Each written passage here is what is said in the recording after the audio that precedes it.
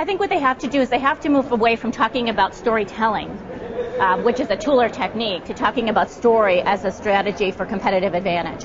And so what that means is not only incorporating it into different workshops or classes, but also incorporating it into all of their business processes in which they do business as a part of the organization, and then taking that message to leadership in the organization and saying, here's how we think we can forward strategy for the organization as a whole. Here's how we think we can help in terms of sales and marketing. Here's how we think we can help in terms of branding or customer service.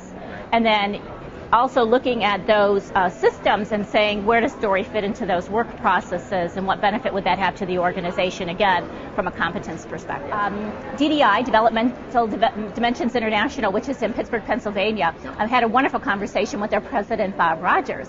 And one of the things that they had been really struggling with a few years ago was kind of like the cobbler's children. Not all of their employees understood the organization's 3 strategic priorities. So they have employees, 1,000 employees in, I think it's like 24 or 25 countries, 76 different locations. So they're spread out all across the world, which isn't unlike many organizations today.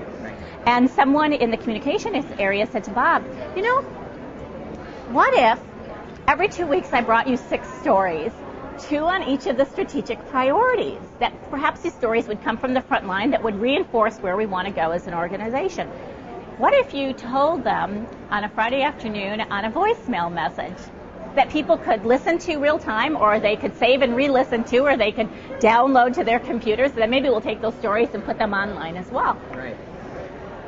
So we thought, well, what could it hurt? You know, right. We're in this position anyways, Yeah. Why not try something a little bit different? Here they are a couple of years later, and I said to him, how's it working? He said, well, every single employee knows our strategic priorities. That's no longer the challenge. He said, the challenge is I'm getting 20, 30 or more stories every 2 weeks, and I can't decide which stories are the best ones to tell because I'm having to weave through them.